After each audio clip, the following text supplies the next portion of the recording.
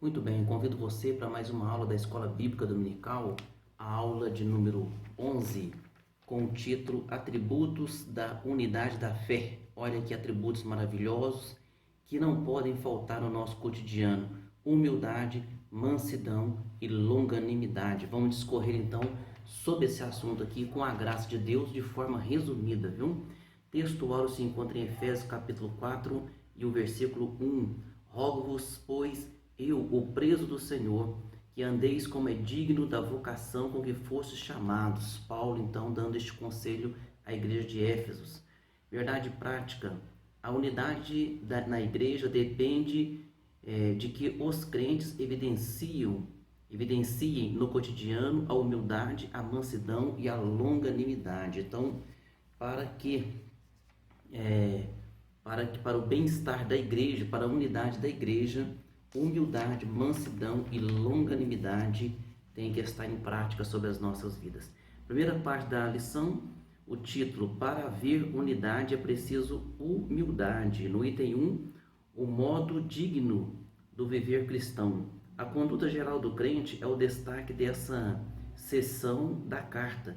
O apelo apostólico é para que os crentes andem de modo digno da vocação.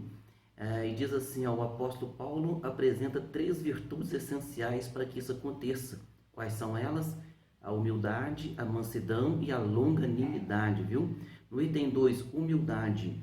Para os povos pagãos, a humildade não era uma virtude, pelo contrário, era considerada uma atitude negativa, também era considerado fraqueza de caráter e falta de amor próprio. Então você veja bem que a doutrina de Jesus era uma novidade. Por quê? Porque para os povos pagãos, alguém falar sobre humildade seria a pessoa até mesmo se rebaixar. Mas Jesus veio para dar esse exemplo de humildade. Então quem serve a Jesus tem que exercer humildade, viu? E a prova disso, que nosso Jesus exerceu essa humildade, Paulo escreve aqui, não teve por usurpação ser igual a Deus, mas aniquilou-se a si mesmo, tomando a forma de servo. Então Jesus é a segunda pessoa da Santíssima Trindade, mas quando ele esteve aqui na terra, que ele nasceu da jovem Maria, ele não teve como usurpação ser igual a Deus. Jesus não usou a sua deidade. Tudo que Cristo fez pelo poder do Espírito Santo, viu? No item 3 aqui da primeira parte, a verdadeira humildade. O que fica claro em Jesus e no ensino do apóstolo Paulo é que a pessoa humilde expressa modéstia, em oposição à arrogância, em oposição ao orgulho, em oposição à vanglória. Deus não suporta pessoas arrogantes, pessoas com vanglória. Então Deus, ele dá honra aos humildes, mas ele resiste aos soberbos. Assim está escrito na palavra do nosso Senhor Deus.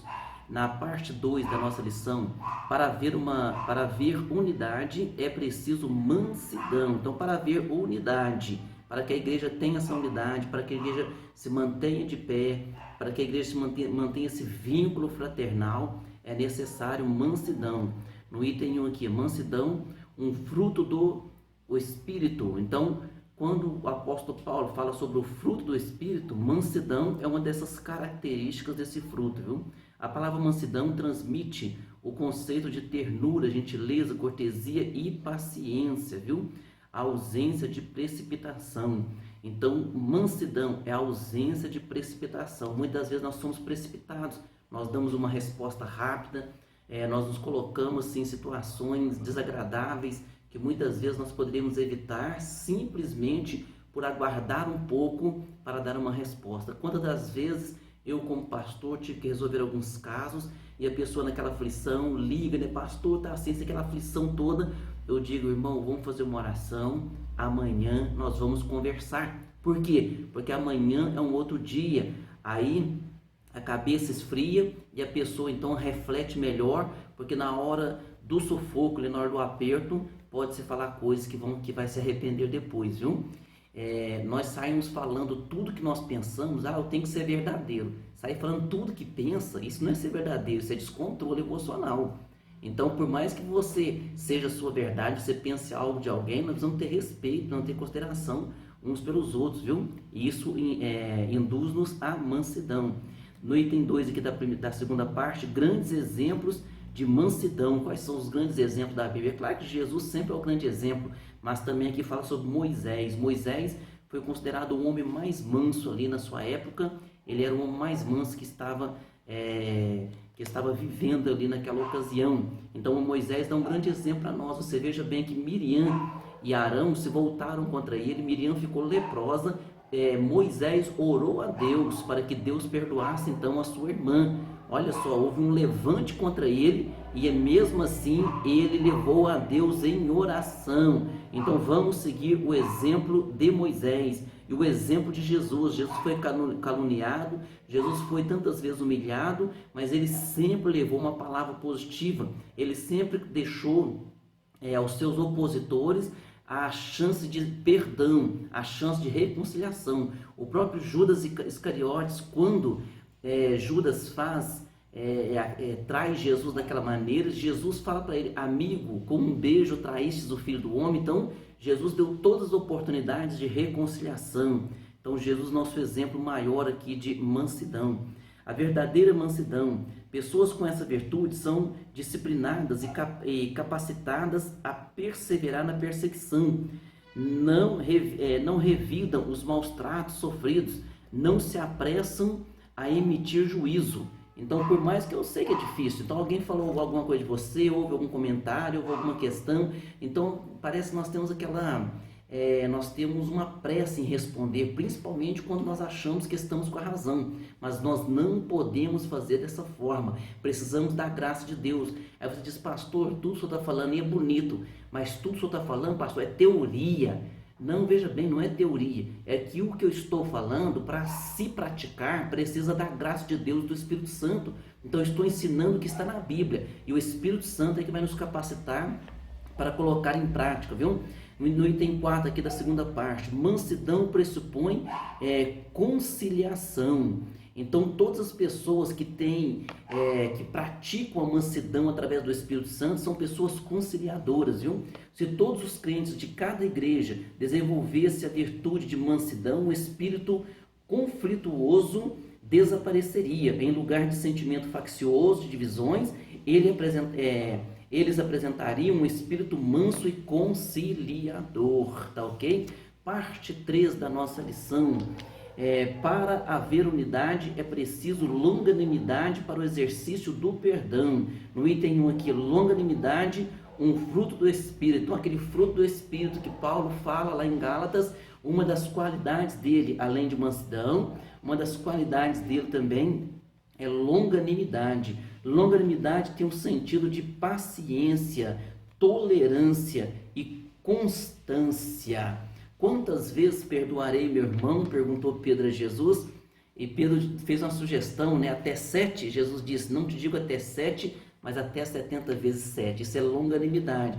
Aí nós vamos dizer assim, no nosso modo humano de ver as coisas, Ah, pastor, isso é impossível. Pedro falou para Jesus também, falou: Jesus, isso é impossível. E Jesus falou para Pedro: aos homens é impossível, mas para Deus nada é impossível. No item 2 aqui da última parte da lição, suportando uns aos outros em amor. Suportando, às vezes fala assim: mas é difícil suportar o fulano. É difícil sim, mas nós precisamos suportar em amor. A Bíblia diz que o amor, ele cobre uma multidão de pecados. Ou seja, quando você começa a exercer o amor, aquele amor que é vindo de Deus, você sabe que a pessoa tem defeitos, mas mesmo assim você gosta dela, e procura ajudar dentro da sua possibilidade, é claro, No item 13 aqui da última parte, o perdão como premissa do amor. O amor é um atributo divino, o principal aspecto do fruto do Espírito.